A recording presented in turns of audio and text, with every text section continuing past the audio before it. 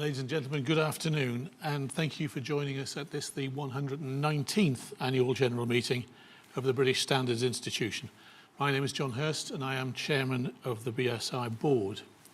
In light of the restrictions on attending this AGM in person and the current difficulties of travel for many, we're delighted to be able to welcome many of our members who are joining online.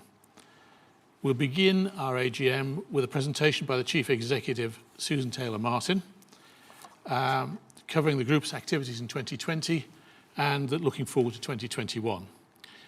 This will be followed by a presentation by Director General of Standards, Scott Steedman, on global standards for a sustainable world.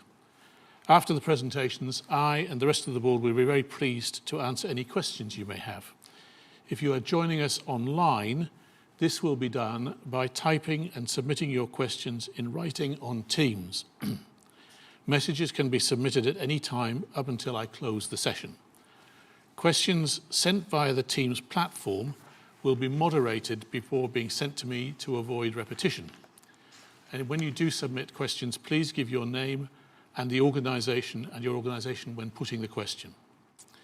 Before I introduce my colleagues taking part in the AGM today, I'd like to take this opportunity to thank Howard Carr, who was Chief Executive of BSI between January 2009 and January 2021, when he stepped down. On behalf of the board, the employees of BSI and all our stakeholders, I thank him for what was an outstanding contribution over 12 remarkable years, and we send him our very best wishes for the future. Susan Taylor-Martin is our new Chief Executive. Susan joined BSI in January of this year. She has experience leading a range of information, publishing and software businesses, most recently as President of Thomson Reuters Global Legal Business. Susan has the skills to lead BSI in the next stage of its development as a global, purpose-led organisation, and we all look forward to working with her immensely. So welcome, Susan. Also joining me in the BSI's office in Chiswick today are two other executive directors, Scott Steedman, Director General of Standards, and Craig Smith, our Group Finance Director. We also have our General Counsel and Company Secretary, Grania Brannigan. We also have colleagues on the board, Alison Wood, Non-Executive Director and Chair of the Remuneration Committee, and Tiffany Hall, also a Non-Executive Director. And online, we have in presence, Douglas Hurt, Non-Executive Director and Chair of the Audit Committee. Online, we have Stephen Page, Non-Executive Director, who is the board's representative on the Standards Policy and Strategy Committee and Chair of our Sustainability Committee. And Ian Lobley also joins us as a Non-Executive Director online. I'm also delighted to welcome Dame Polly Curtis to the meeting today. Polly joined BSI as Board Advisor in June 2020. Polly is a founder director of the University of Cambridge Institute for Sustainability Leadership and is a well-known leader in this field, as well as the director of sustainability and advisory boards for several leading companies. Polly's appointment will support our aim to achieve sustainable resilience and growth over the coming years while helping protect our planet's resources. She'll also help us shape our proposition for our customers who are on that same journey. So welcome, Polly. I'd also like to mention some other people who are joining us. Present online and representing our auditors, PricewaterhouseCoopers, is Owen Mackney, Audit Partner. And present not available to attend, but attending online, is Dan Biles, Chair of the Standards Policy and Strategy Committee, and a number of committee members also join us online. Dan, we thank you for your work and the work of the SPSC members in the development of our strategy for standards. Also joining us online are a number of the BSA Standards Committee members, and we thank you too for your work with us. And also representing BEIS is Richard Sanders, who gives us great support from government. I'm now going to hand over to Susan Taylor-Martin to give you a brief overview of the group's activities in 2020 and its prospects for 2021. Susan.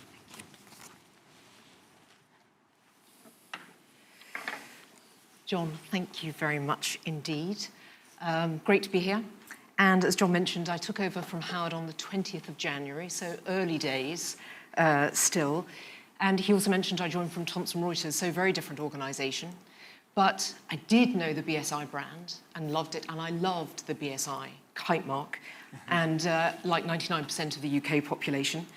And what really attracted me to the organisation was just its mission to share knowledge, innovation, best practice to help people and organisations make excellence a habit.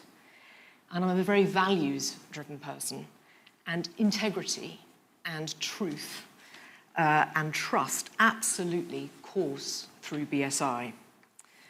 It's an organisation that I've found is filled with smart and committed people, and they are passionate about our purpose.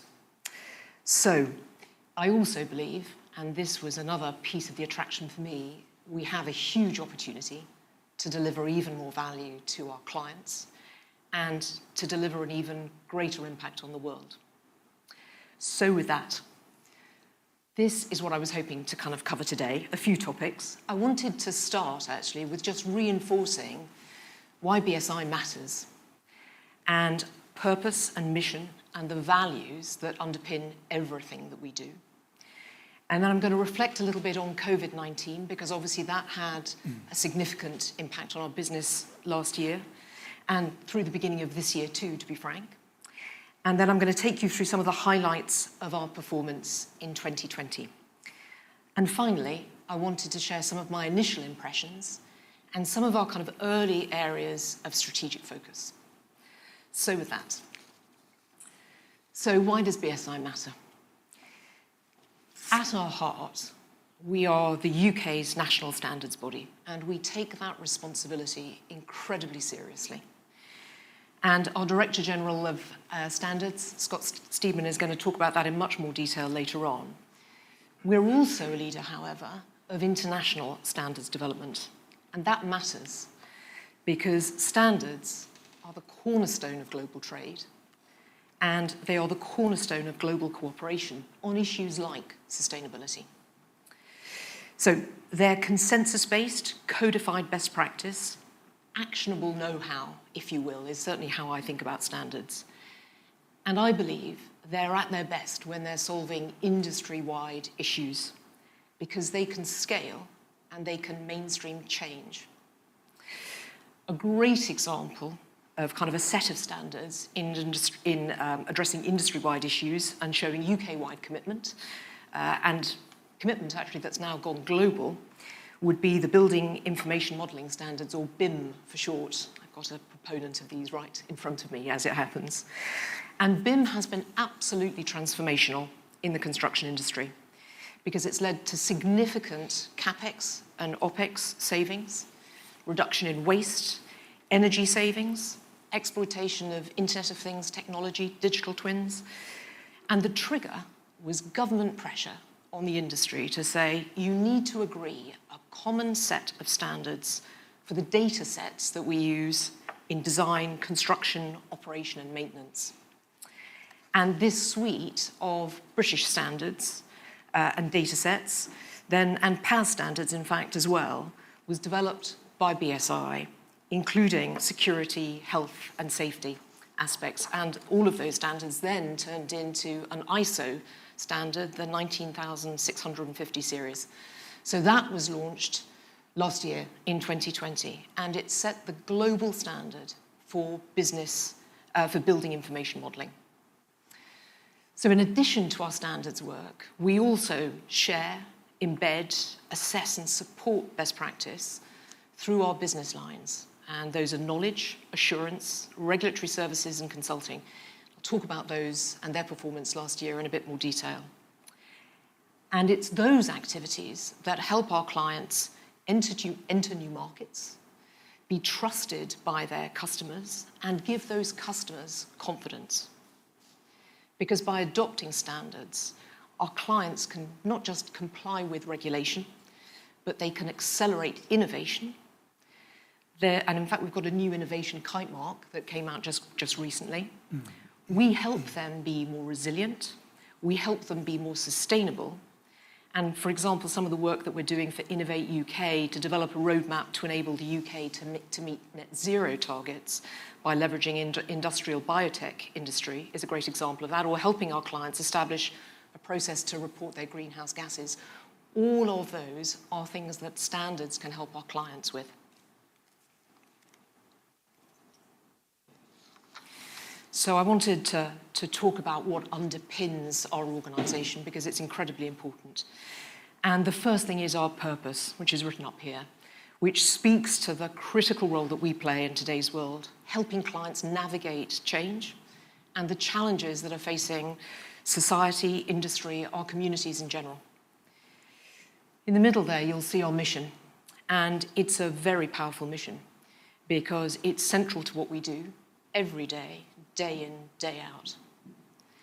And then supported are our values on the right-hand side of that slide there.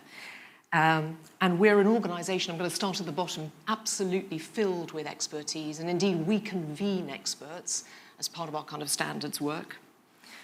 Respect is incredibly important, and it's important not just because it's how we need to treat our colleagues internally, but it's also about creating an environment where everyone can bring their whole selves to BSI, whether they're a colleague or whether they're on a committee for standards making and shaping. And it's also critical that we listen to all voices. So respect is really, really fundamental. And then finally, integrity. As Samuel Johnson said, knowledge without integrity is dangerous and dreadful. And we are an organisation that is filled with knowledge and know-how, and therefore it is absolutely essential that we are full of integrity, and indeed that is foundational to what we do and how we do it every day. Before getting on to the numbers and talking about the financial performance in the big, I want to talk a little bit about COVID because it had a huge impact on us last year in a myriad of different ways, and I thought it was worth bringing some of that to life. Many of our colleagues, particularly in regulatory services, volunteered to return to the front line in medical roles with organisations like the NHS and others around the world.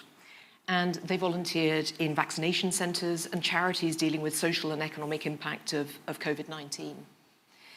We made available a huge array of standards for free in areas like ventilators, personal protective equipment, PPE, hygiene products, risk management, business continuity, and 127,000 of those standards have been downloaded to date, so huge take-up. Our regulatory services business, the notified body, also undertook technical file reviews for the new rapidly manufactured ventilator systems, as well as completing a whole range of kind of quality audits for manufacturers to ensure that they met the required standard. And in addition, we published a whole range of guidance over a myriad of issues, from the BSI Guide to PPE for non-PPE manufacturers, all the way through to guidance for businesses on how to return to work safely. So if I talk about 2020 in a little bit more detail, actually I'm going to stay with the COVID theme because sadly, we lost 4 of our colleagues who fell victim to the pandemic, and I want to call them out now. First was Tiago Arujo. He's a client manager in Brazil. Ali Yagane, who was a client manager in the Netherlands. Adrian Velasquez, who's a training specialist in Mexico. And Shailesh Kulkarni, who's branch head in India. And it's tragic that we lost colleagues over the last year to COVID. No colleagues, however, were furloughed through the year, and indeed, kind of the BSI family grew through the year. I think the key to a very solid financial performance and resilient performance for the business is that we pivoted incredibly quickly to digital delivery. And that was across the business, including our standards committees that went completely sort of remote, as it were. And our standards through the whole period really, as you can tell from what I said earlier, really retained, and ensured that we had confidence in a whole manner of new issues for us over this last year. Our revenues did dip slightly, and I'll talk about that in a little bit more detail, but very prudent cost management, savings on travel cost, and tremendous effort from colleagues across the business really ensured that we delivered a really solid operating performance. We continued to progress our strategy, and importantly, we maintained our investment in really key areas for us, particularly around infrastructure and particularly around digital innovation. So the 2020 performance was a testament to the leadership of my predecessor, Howard Kerr. It's a testament to the leadership team of BSI. It's an absolute testament to the incredible resilience of our colleagues across the world. It really is. And I'm very proud to have joined a team with that kind of mettle, to be frank. It also shows the mission-critical nature of our products and our services and the resilience of our business model.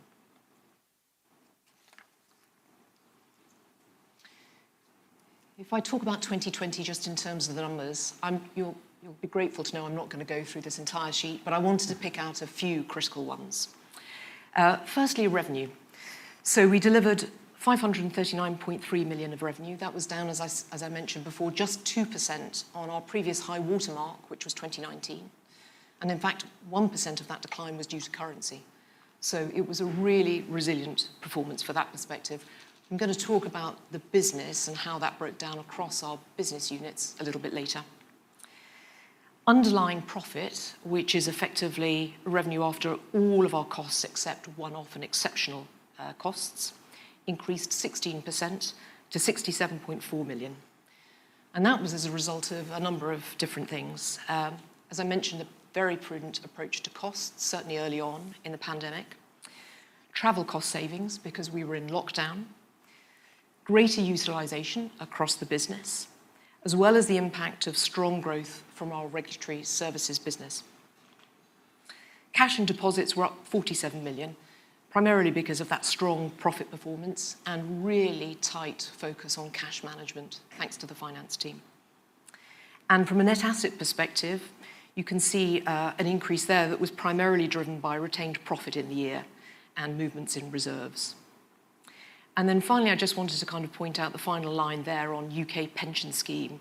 And there was a reduction of the deficit by 41% in line with the agreed schedule.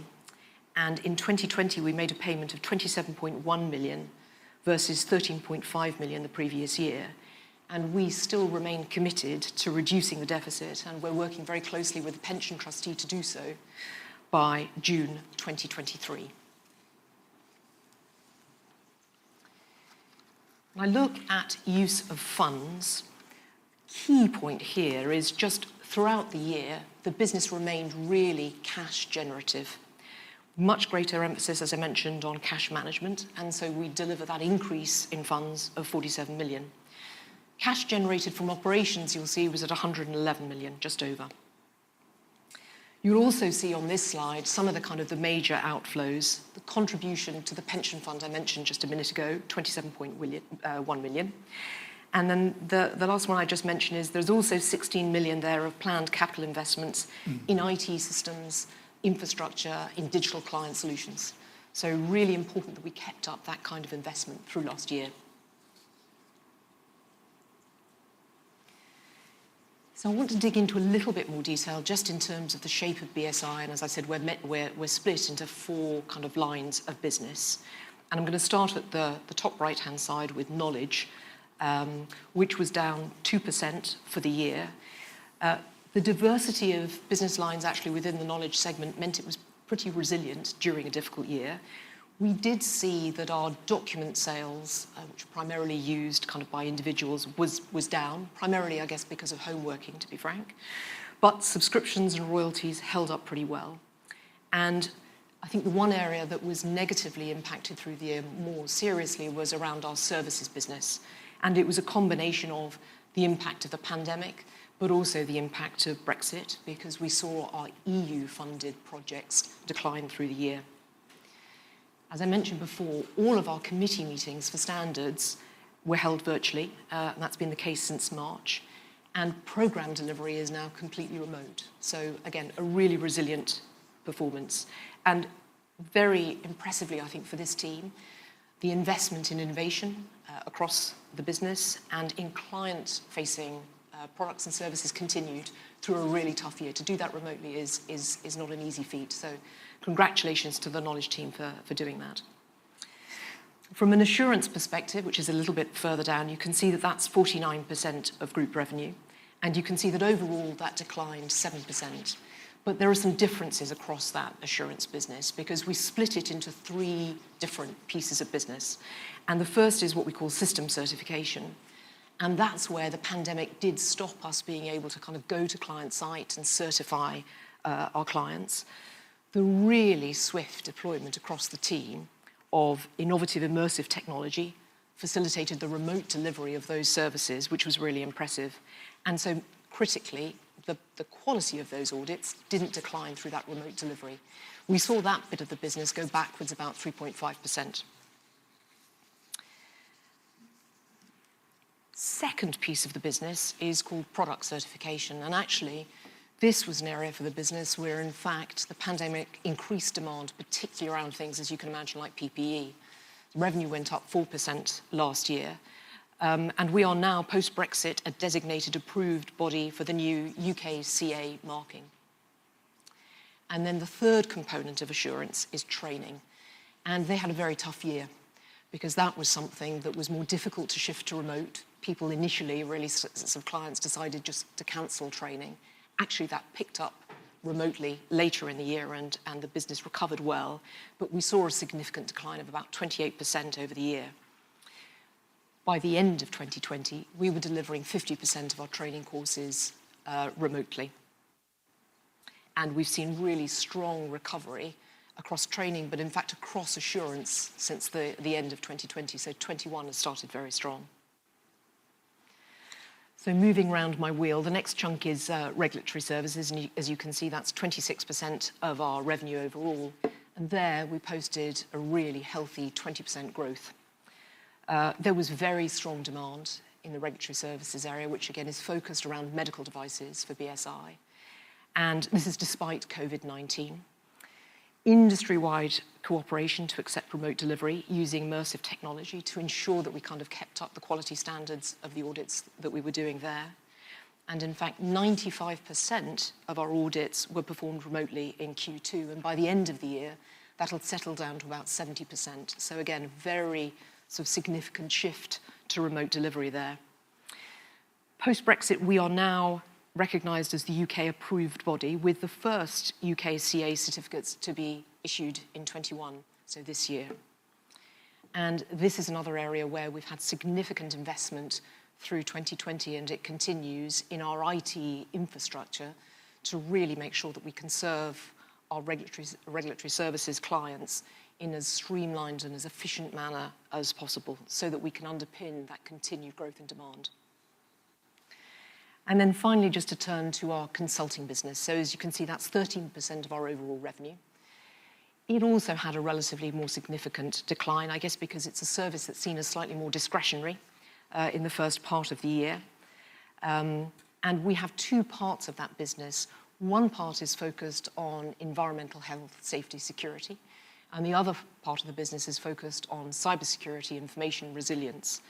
And probably the more significant decline happened in the environmental health and safety area in the short term. However, again, it was the second half of 2020, the business really picked up.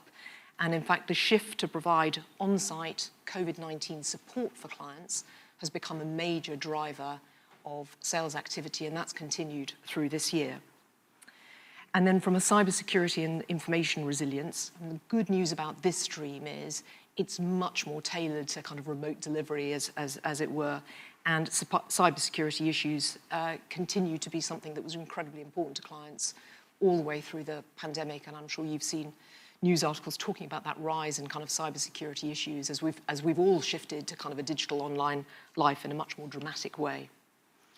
So I think that gives you a really good picture overall of the business. And overall, you can see we're very resilient, I think, in terms of just a small decline in revenue, massively bolstered by a fantastic performance from regulatory services in terms of that growth, but a really impressive shift to kind of remote delivery and new ways of working across the rest of the business.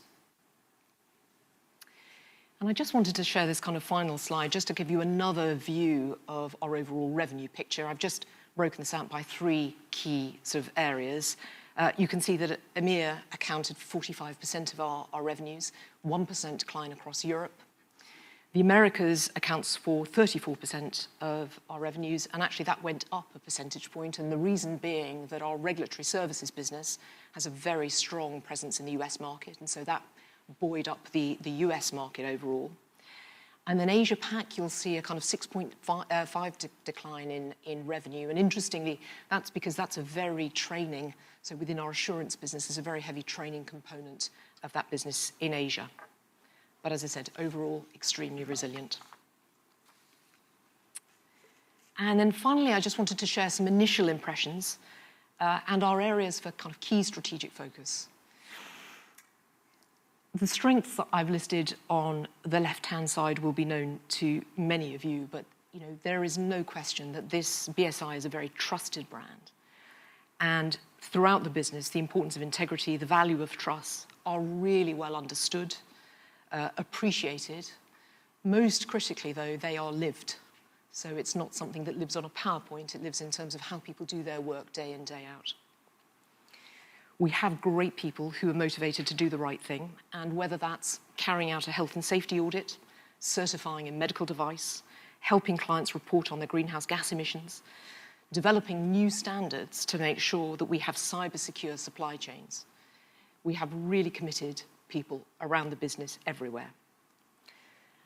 As I'm sure you will agree, based on an exceptional pandemic year, there's no question that what BSI does is mission critical.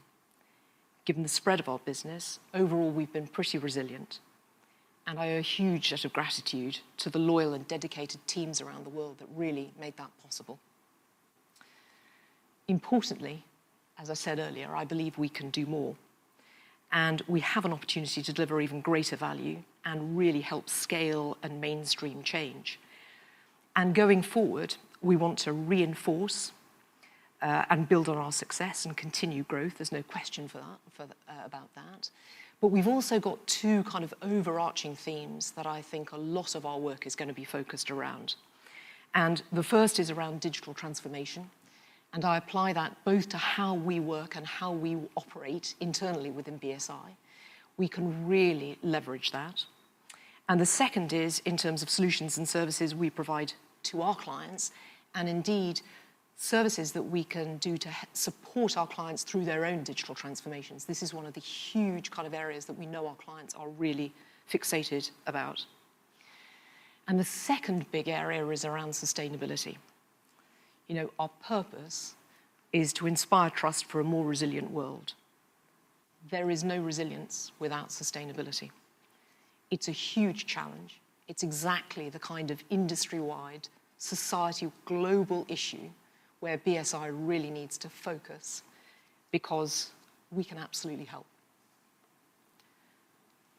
So with that, I wanted to hand over to John. Thank you, Susan. I'll remind everybody there's an opportunity for questions at the end of the presentations, but I wanted to emphasise one thing that Susan's already mentioned, that is the loss of life of both our staff members and some who've lost family members. I'd like to record the board and all our condolences to them, and a massive thanks to our staff and committee members all around the world who've put in such a massive effort to without missing a beat, really, to continue to serve our clients as well as we have. It's been phenomenal, and we're all very proud to be associated with it. Having said that, Scott, perhaps we can hear your presentation on global standards for a sustainable world. Ladies and gentlemen, good afternoon. It's very good to be here again and to follow those words, John. Thank you, and thank you, Susan, for those inspirational comments a minute ago. The last year has been a remarkable one in so many ways. We've endured a global pandemic, welcomed a new chief executive, and ridden the wave of further rapidly escalating interest in the role of consensus standards to support recovery and to deliver a more sustainable world.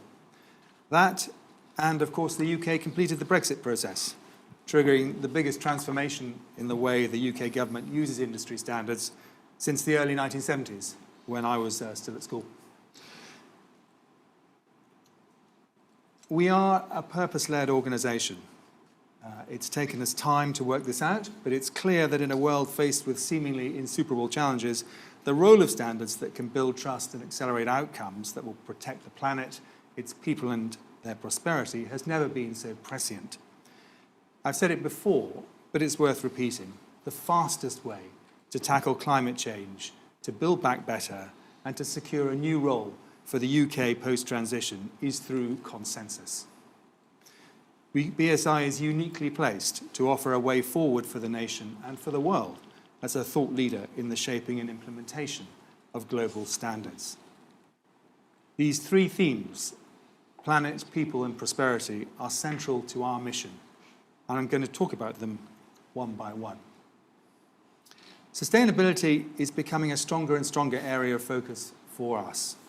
International ISO and IEC standards, regional EN and national standards are relevant to all 17 of the UN's Sustainable Development Goals.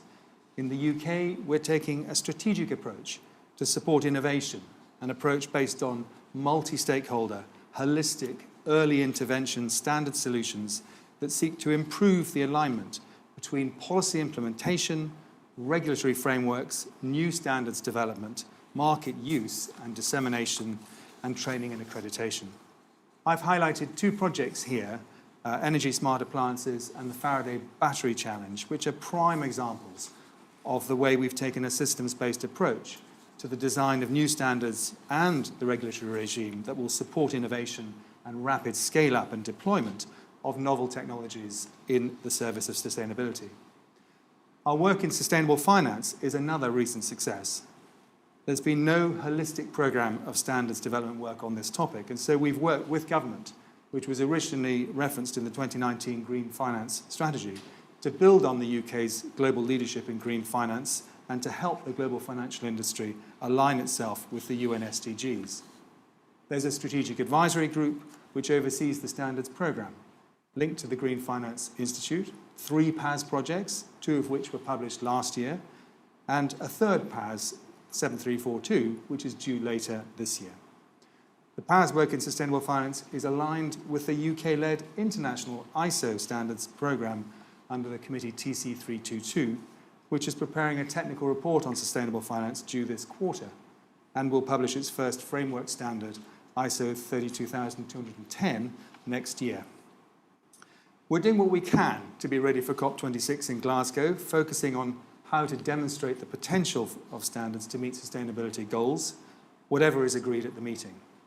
We're working on a handbook for governments, showing how stakeholder-developed standards can enable agreement on what good looks like across borders. And we've made proposals to deliver programmes under all 6 of the COP26 themes set by the UK government. The COVID pandemic has taught us much about new ways of working, all of us, particularly the challenges and opportunities that remote working has brought to the standards community. Committees have learnt to work in new ways to achieve consensus in standards making, but there are signs that the new ways may not entirely replace the old. In-person meetings are important, particularly we've found in areas of new work and in contentious subjects.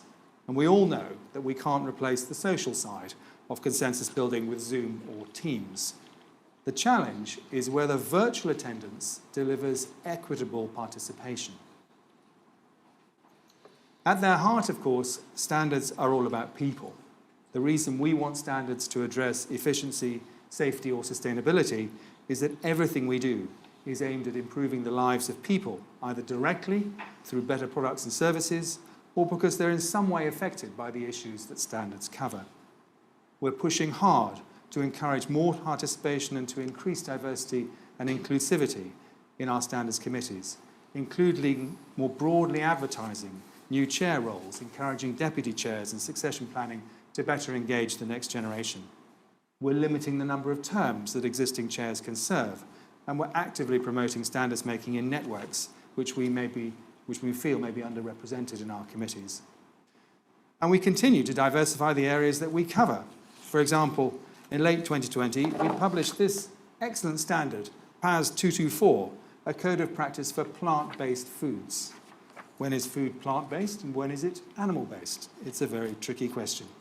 There's clearly a lot of consumer interest in that, but also a growing business market where the need for clear and unambiguous provisions can ensure better consumer outcomes and make good business sense for manufacturers. Using standards is fundamental to national and global prosperity. We see standards as a tool to drive competitive advantage, an accelerator of innovation, and a passport to trade. Standards are the common currency that enables a plug-and-play national economy, whose businesses are free to operate in multiple regulatory market frameworks, not only across the 4 nations of Great Britain and Northern Ireland, but across the world. In 2021, following the end of the post-EU transition period, the UK government took responsibility for designating standards that provide a presumption of conformity with UK regulations.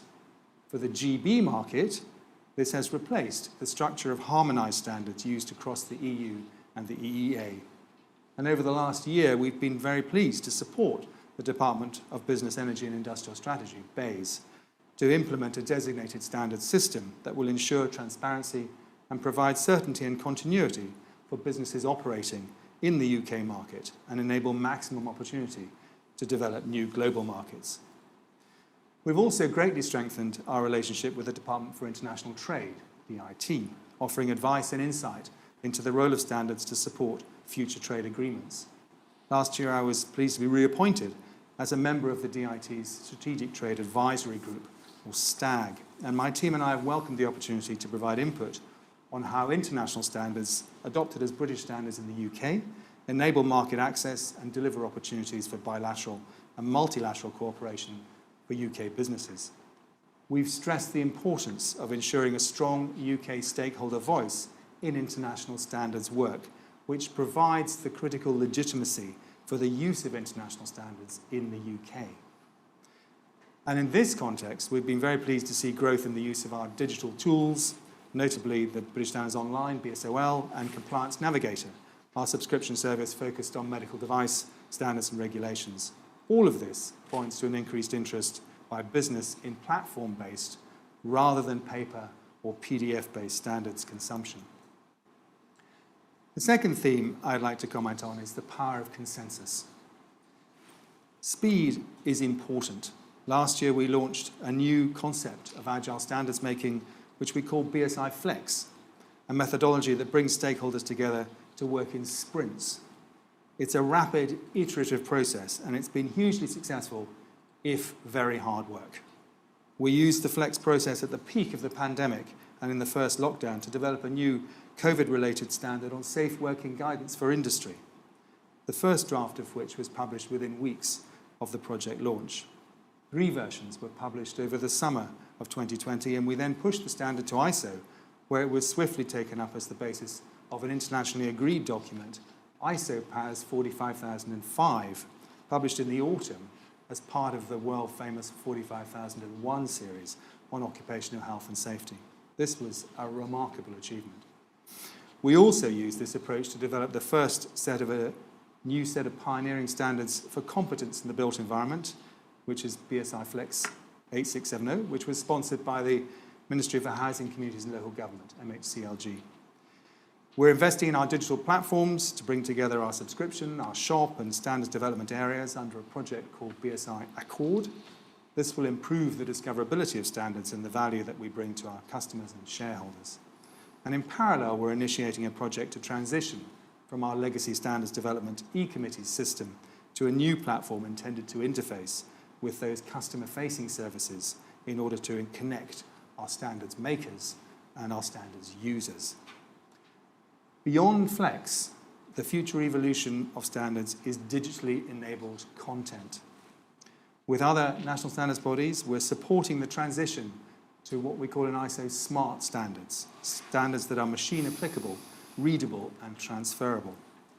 And in my role as ISO Vice President Policy, I'm chairing a steering group of the Council members to oversee the SMART initiative at global level, and one which must be aligned with IEC and CEN-CENELEC in the European region. Smart standards will transform the way that standards content is consumed by users, and it will unlock a step change in functionality and value for everyone.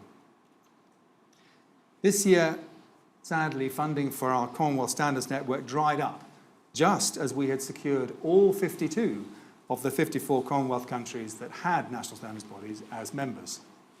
It's been a huge success. In fact, it's the largest multinational membership of national standards bodies in ISO. Through the CSN, we ran technical assistance programs across the Caribbean, Africa, and the South Pacific, including 62 in-country training sessions attended by over 1,800 delegates. We trained more than 600 staff in the NSBs in Uganda, Tanzania, and Rwanda. We rewrote the Rwandan National Standards Strategy and helped the Zambian government to refine the way they use standards to support technical regulations. We will continue to maintain the network as we seek new funding for CSN projects.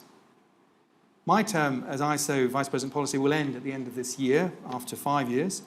Perhaps the biggest challenge I faced this last year in the role was to chair the completion of the ISO Strategy 2030, a long horizon strategy focused on the UN SDGs and the development of a rolling implementation plan that will see us through this extraordinary transition to digital standards content. We've also worked on the governance of the IEC, very important organisation alongside ISO, and we expect that the new statutes will be approved at the general meeting in October. This is really important if back office work. Modernising the governance structures will reinforce the role of the IEC as one of the 3 leading international standards developing organisations alongside ISO and the ITUT. Over the past years, our stakeholders have consistently demanded that we continue UK membership of the European Regional Standards Organisations, CEN and CENELEC. The bylaws have now been redrafted to create a new category of membership for the UK, reflecting its political status outside the EU and EFTA. Those discussions are continuing even this morning. The solution we've negotiated will enable the UK to continue to lead in the areas which are most important to our stakeholders. I look forward to the vote at the CEN and CENELEC General Assemblies next month, which will agree the new bylaws and will trigger the process of transfer for the UK to the new member category from the 1st of January 2022. And despite the total shutdown of international travel during the pandemic, we have continued to build our bilateral relations with countries critical to the UK's trading future, including new cooperation agreements which we signed with Vietnam and Korea. We are really proud to be the host country for this year's ISO General Assembly in September, assuming we can attract enough countries to travel. It will be a great shame if we miss the moment, as this year commemorates 75 years since the United Nations meeting in London, which established ISO, and 25 years since the UK BSI last hosted this event. It will be a hybrid event anyway, and we fully expect that whatever happens, ISO Week 2021 will be the biggest ever in terms of attendance. As we say here, the future has begun. My final theme is impacting business and society, how we see standards fostering positive change. The role of standards in supporting innovation is well established now, and I'm pleased that this year we made real progress to get standards into the hands of SME innovators that need them. Our deal with Innovate UK Edge, which works with innovative small businesses, makes the BSOL catalogue available to them and their Innovate UK advisors for free. Innovate UK also sponsored the first standard to consider the topic of responsible innovation, PAS 440, which will help innovators build trust with their investors and wider society. As you'd expect, we work very closely with NPL and UCAS, our partners in the UK quality infrastructure. And this year we'll see the completion of a project on standards for the fourth industrial revolution, supported by the Better Regulation Executive in BEIS. This will be an action plan addressing aspects such as agile standards, digitalisation, strategic research, international influence and policy relevance, which plays well to our Flex proposition, to our new digital platforms, to our continuing work with Innovate UK and our policy engagement work. And just to note here that linked to the challenges identified in the construction sector with the verification of construction products, we're rolling out a new tool called BSI Identify, which is a service that will provide tailored digital object identifiers for construction product manufacturers.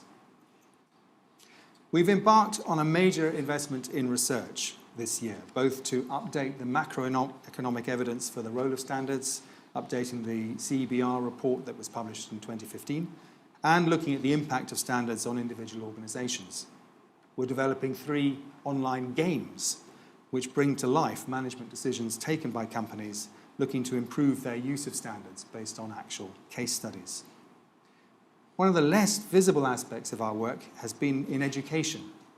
Hashtag BSIEdPod is our BSI Education podcast series, which has had over 12,000 plays and downloads, over 28 episodes on all aspects of our story as the NSB.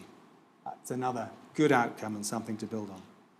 The numbers of consumer representatives in our committees continues to grow, and we're increasing the resource we deploy to support that growth. I'd like to pay tribute as well to Liz Bartley, who's standing down as chair of our Consumer Forum to take up the role of the government's Small Business Commissioner, and to Julie Hunter, who runs the Consumer and Public Interest Network, ably supported by Sadie Dainton and her team. BSI's Consumer Network, which was the first of its kind, is celebrating 70 years of operation this year and is a central tenet of the multi-stakeholder approach which enriches our work. The success of the Consumer Network has prompted a new initiative to create a sustainability standards network, which we want to use in the same way to identify experts who will inform and advise our standards development committees of the latest thinking. And finally, 4 key points on our support to policymakers. Firstly, our work on professional competence in the built environment is continuing at pace. This was an excellent example of BSI acting as a convener of the stakeholder community, working with MHCLG as the department, with industry and associations, the regulator, consumer and accreditation representatives, to deliver a standards framework that will integrate with the new Building Safety Bill and regulators' roles in industry activity that are set out there, requiring competences for people working on higher risk building projects through life, from design and construction to operation and maintenance. We've worked to support the government's Build Back Better initiative through demonstrating the role that standards can play to support the 3 outcomes of levelling up, transition to net zero, and the vision for global Britain. This has been picked up in the recently published Integrated Review of Security, Defence Development and Foreign Policy, where BSI is mentioned specifically for our work with industry and other countries to develop new technical standards and public policy approaches to technology which encourage innovation and interoperability while protecting rights and freedoms. I've mentioned our work with DIT already, but I was pleased to be invited to join the DCMS Telecoms Diversification Task Force, which was formed up late last year to develop a strategy for increasing the security and resilience of our digital infrastructure. Here again, we saw a strong focus on the role of standards and the importance of UK influence. We're working with FCDO, the Foreign and Commonwealth Development Office, on the role of standards in regulatory diplomacy as a means of supporting UK regulations with nations around the globe. And as I mentioned, we look forward to the publication of the UK's innovation strategy this year, which will further reinforce the role that standards play to support and underpin the UK's innovation landscape. So as government transitions to a post-EU regulatory autonomy and the UK Internal Market Act updates the regulatory landscape across the 4 nations, we're investing to strengthen our support to government. Additional resources are being deployed to support UK government policymakers in key government departments, and we're building our capability to support policymakers in the devolved administrations. None of this, as you said, John, would be possible without our committee members. So a big thank you to them in particular for all of their incredible work. So I would just say, whether it's net zero or trade, innovation or cybersecurity, it's been another extraordinary year, and BSI will continue to provide the very best advice on the role of standards as an enabler for people, planet and prosperity. Thank you, John and Susan. Thank you, Scott. We'd now be happy to take any questions, and I will call on my board colleagues to assist with answers as needed. For those in the room, if you'd like to ask a question, please wave and we'll make sure a microphone gets to you so that people taking part remotely can hear the question. For those joining us online, please submit questions via Teams. Please give clearly your name and organisation before putting your question. And I'll read the questions submitted via Teams aloud before providing an answer. Anyone attending the meeting is eligible to ask a question, but I have a starter for 10, which was submitted from Stephen Stapleton of Magnox ahead of the meeting. And Stephen writes, and Scott, this is coming to you. Oh, thank you. Stephen writes, when will BSI modernise its pricing system for access to standards and move to a pricing model that recognises the way in which people consume information and work from distributed locations, working from home, for example? The current pricing model is based on an archaic concept of a library of documents at a location and does not recognise the way in which content is now consumed digitally or the multitude of locations that will result following the pandemic. In my opinion, a model based on a pay-per-view system as adopted by the music industry would be more appropriate. So Stephen, I think, provides the question as well as part of an answer. He adds, I would stress that the views above are mine and not Magnox. Scott. Thank you, John, and thank you, Stephen. I mean, it's great feedback and it's a really excellent question. And it's not just about BSI, of course. It's also about our content distribution partners who've developed pricing models as well to fit the needs of customers in different sectors. And those have built up over time, and they've reflected the way that standards have been consumed in the past. But I think that you're absolutely right that we are seeing new working patterns emerging, and I'm sure that this will start to trigger new ways of looking at pricing mechanisms. It's also because standards will start being able to be consumed through XML, and that will enable us to do different things in terms of that operation. So we will absolutely be taking into account preferences from users like yourself and really appreciate the feedback as we develop new models in this changing dynamics of the workplace and industry. Thank you. Good, thank you very much. And I've got another question for you, Scott, you'll be pleased to hear. Two questions, in fact, from Gordon Farquharson, the chair of BSI LBI 030 committee and a SEN committee chair. And it's for Scott. A, do you track the number and demographic of volunteer experts like myself and my committee members? How are we doing? And B, my BSI committee is concerned that the new chair selection process seems to exclude the committee from expressing a view or preference on candidates. Is this correct? We are very interested in the demographics of our committee members, and we have worked over time to try and improve our picture of that. There are data privacy issues in that, and there are committee members who've been on our systems for a very long time. But with new members, we do invite them to share some information so we can track it.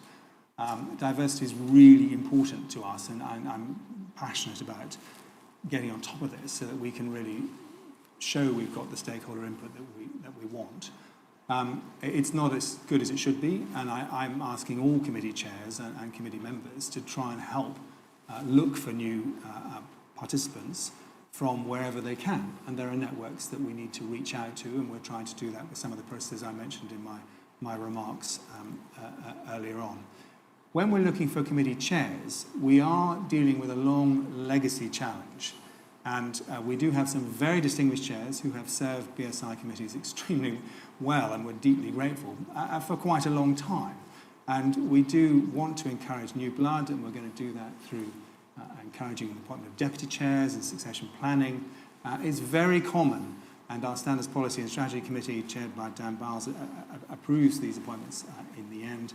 It's very common that the committee nominates their candidate. So I think I would say, no, we do take into account the views of the committee. It's extremely important.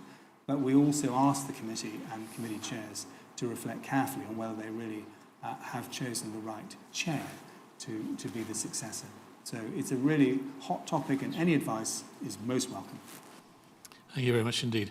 And now a couple of questions for Susan. First is from David Smith, who is acting chair of G1 committee and a former member of SPSC. Hello, David. And it goes like this. How is BSA managing to support its employees working in this new world of remote working? Oh, another very good question. And I should start by saying we have part of our kind of BSI family includes people that work entirely remotely and have for a while. So a large proportion of our regulatory services world actually kind of operates remotely and very successfully. But there's no question this year has been a challenge, as that's been across the company. And I think we've learnt a lot. So, we've been doing things like ergonomic assessments. We've been making sure people have got critical equipment so that they can do their jobs from home. There's been a big focus on well-being, from, worrying about people's kind of just general mental health, being isolated, etc. And we run a gamut of kind of things from yoga in the office to meditation to kind of try and make that as enjoyable as possible, because it is difficult for people. There is absolutely no question. And what I would say about the kind of the focus on wellness and well-being, that isn't going away. I think that's one of the things that we've learned from COVID that stays, which I think is good. As we shift to a world where I imagine remote doesn't go away, but we will be back in the office, because we miss some of the things that we need to do collegiately. I'm sure you feel the same around some of the standards. People, you were mentioning you want to get people together. We want to get people together again. But we do imagine a more hybrid world kind of emerging in many parts of the world. And in fact, we've got a program that we just launched a couple of weeks ago called Imagine BSI, where we're inviting colleagues from around the world to join us in some focus groups to design what that new world looks like. Because I don't imagine for a world that isn't going to be tricky. Actually, when you're all remote, it's relatively easy. When you're all in the office, it's relatively easy. Being a bit of both is in fact quite challenging, and it's going to require teams to decide on their kind of rules. We're going to have to think about our clients and what they need. So it's going to require flexibility from both sides, I would say. But love to have you, David, on one of those focus groups, although the spots have been filling up rather quickly. I think we had about 100 responses within the first hour of posting it on our intranet site. So people really keen to contribute to building what would be a really healthy, enjoyable, motivational, engaged kind of working environment. So, which is exciting. The next question is from an anonymous person on Teams, which is suggested for Susan, but I think I might have a first go at it. And it says, for those declined sales last year because of the COVID, did you add them to the salespeople's targets in 2021? And the answer is, we refresh our forecasts and budgets every year, and we're always targeting to grow. So there is no direct addition of missed targets onto this year's, but it's pretty ambitious, I can tell you. And I only took it because actually the budget was well in progress before Susan joined, and therefore isn't entirely her responsibility, but it is mine. And then two questions from Andrea Bedard-Smith, BSS, for Scott. And I'm going to give you both, and you can answer them as you wish. Do you see ISO IEC standards becoming more important for UK trade post-Brexit? And then the second question is, BSS members were pleased to note that BSI avoided the threat of a judicial review from the family of a disabled lady who died in the Grenfell fire by withdrawing PAS 79.2.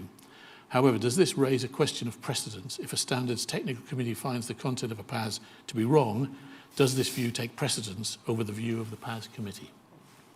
Well, thank you, Andrea. That's two great questions. So, yes, I mean, the answer to your first question is ISO and IEC standards are extremely important as part of the landscape of global Britain. And we would like to be that plug-and-play economy that I was describing. Because they are adopted in so many countries worldwide, that's a really critical part of our tool set to support industry. Not the only game in town, I'd like to stress, and I think that BSI is very open to conversations about standards that are complementary to the ISO and IC family, but those have particular governance attributes which are really important to us, and our membership responsibilities as the UK member of ISO and IC leads us to put them as top priority. On your second question about the suspension of PAS 79 Part 2, this was a decision taken in the light of new information which came to us from stakeholders who are party involved with the Grenfell inquiry. And I thought it was only appropriate that we should suspend that standard pending a review by the steering group, which is what is happening now. So we have invited stakeholders to reconvene and additional stakeholders to participate in the steering group meeting in order to look at the issues that have been raised through the inquiry and to come to some agreement as to whether we need to revise or otherwise this particular standard. To your general point, I would say it's not new. Actually, if new information comes to light on any of our standards or PAS documents, we will immediately look at that and, if necessary, suspend it or withdraw it, depending on the level of evidence presented. And I can think of several occasions, Andrew, on the past few years, well, 8 years perhaps, not so many occasions, but where information has come to light, and that's been taken very seriously by the committee responsible for that standard. And if they've not been able to resolve it themselves immediately, that's escalated, and occasionally it's reached our Standards Policy and Strategy Committee, SPSC, where it's all been resolved. So we will act immediately on information that's brought to us that is evidence-based and that requires immediate attention. Thank you, Scott. Thank you also, everybody, for your questions. Before moving to this year's resolutions, I can update you on the membership subscription rates, which will apply from August of this year for renewals and for June for new subscribing members. In the current economic climate, it's proposed that a price increase of 1.5% be implemented across membership bands 11 and above, but that no price increase is implemented for bands 0 to 10, which would remain at 2020 rates. As required by our bylaws, we'll also be circulating these rates for your information. It is now well past 4:45, and we are able to proceed to the formal business of the meeting in accordance with the process that Gráinne explained earlier. I'll take notice of the meeting sent to all members on 6th of April 2021 as read. In light of the restrictions on attending this AGM in person, and to give a fair chance to all members to vote, voting today will be done by way of a poll on each of the resolutions, set out in a notice rather than on a show of hands. This means that all members have had the opportunity to participate in the decision-making and have their votes recorded, despite not being present in person. In addition to the votes of members who have submitted proxy votes, we've counted the poll votes of the board members too. The number of votes received by proxy for and against each resolution will be shown on the screen. Proxy votes provided at the Chairman's discretion have been counted as 4. As you can see, the votes delivered to the company for and against each resolution are shown on the screen, and I therefore declare each of the resolutions carried. So, thank you, ladies and gentlemen. That concludes the formal business of this annual general meeting.